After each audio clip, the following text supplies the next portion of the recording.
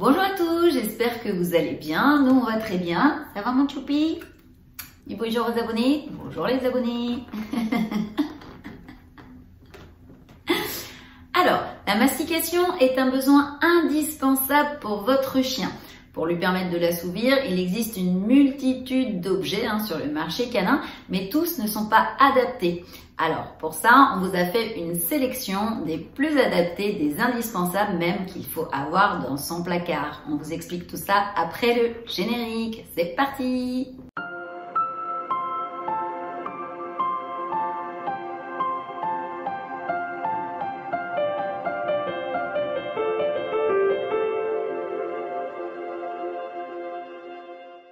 Avant de poursuivre cette vidéo, Tito et moi, on voudrait remercier toutes les personnes qui se sont abonnées à notre chaîne. Merci beaucoup pour votre fidélité et pour votre confiance. Pour les personnes qui ne sont pas abonnées, eh bien écoutez, n'hésitez pas à le faire. N'hésitez pas également à nous mettre une avalanche de pouces bleus en dessous de la vidéo. Ça nous encourage Tito et moi et puis ça nous aide également au niveau de l'algorithme de YouTube. Et surtout, n'hésitez pas également à activer la petite cloche pour ne louper aucune vidéo. On en fait 2 par semaine. On continue. Les précautions à prendre. Les objets masticatoires ne sont pas sans risque pour votre chien. Occlusion intestinale, diarrhée, fracture dentaire, blessure à l'intérieur de la bouche et j'en passe. C'est pourquoi, avant de donner quoi que ce soit à votre chien, quelques précautions sont à prendre. Pour commencer, adaptez toujours ce que vous donnez à la taille de votre chien.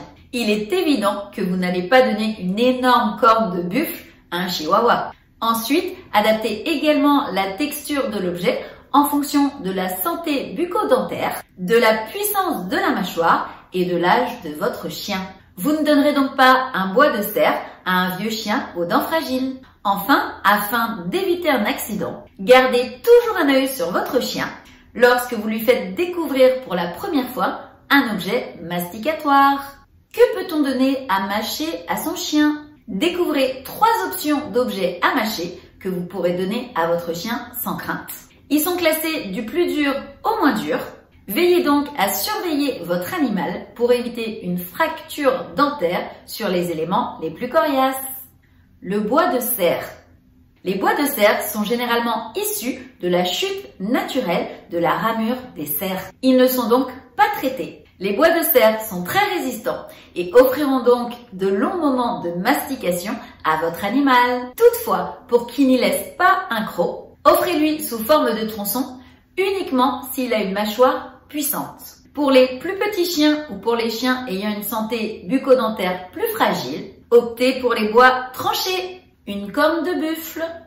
La corne de buffle est généralement très appréciée de nos amis les toutous, mais un peu moins par les humains. En effet, elle est très odorante, ce qui est très appétant pour votre chien, mais peut être gênant pour vous. La corne de buffle est un peu moins dure que le bois de cerf, mais attention tout de même avec les chiens aux dents fragiles.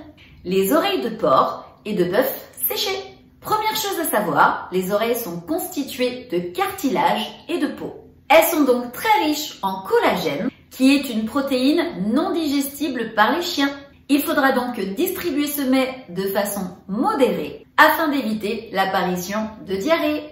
À part ça, les toutous sont généralement très friands de cette friandise agréable à mastiquer. Bien entendu, vous pouvez également donner un grand classique à votre chien, les os. D'ailleurs, si cela vous intéresse, j'ai fait une vidéo à ce sujet. Vous trouverez le lien sous la vidéo dans la zone commentaire. Les alternatives végétales. Si vous souhaitez choisir une alternative végétale qui soit tout aussi efficace pour votre chien, c'est possible. Découvrez le bois d'olivier ainsi que la racine de bruyère. Le bois d'olivier. Le bois d'olivier se présente généralement sous forme de bâton, un peu comme celui que vous envoyez à votre chien pour jouer. Toutefois, il a la particularité d'être séché, poncé et légèrement imbibé dans l'huile d'olive afin que votre chien ne se blesse pas avec des échardes lorsqu'il mâche. Une racine de bruyère.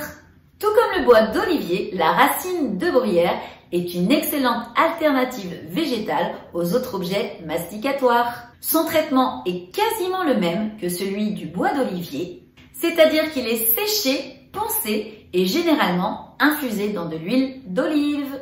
Au préalable, elle est également traitée dans de l'eau bouillante afin de la débarrasser de ses tanins. Récoltée raisonnablement, les racines de bruyère sont un jouet naturel, durable et respectueux de l'environnement. Eh bien écoutez, on en a fini pour cette vidéo, j'espère qu'elle vous aura plu. Si c'est le cas, n'hésitez pas à nous mettre une avalanche de pouces bleus en dessous de la vidéo. N'hésitez pas à vous abonner à la chaîne si ce n'est pas encore fait et à activer la petite cloche pour ne louper aucune vidéo. Sur ce, eh bien on vous souhaite une excellente journée ou une excellente soirée ou une excellente nuit, tout ce que vous voulez. Profitez de la vie, soyez heureux. On vous fait des gros bisous et on vous dit à très vite pour une prochaine vidéo. Bisous, bye bye!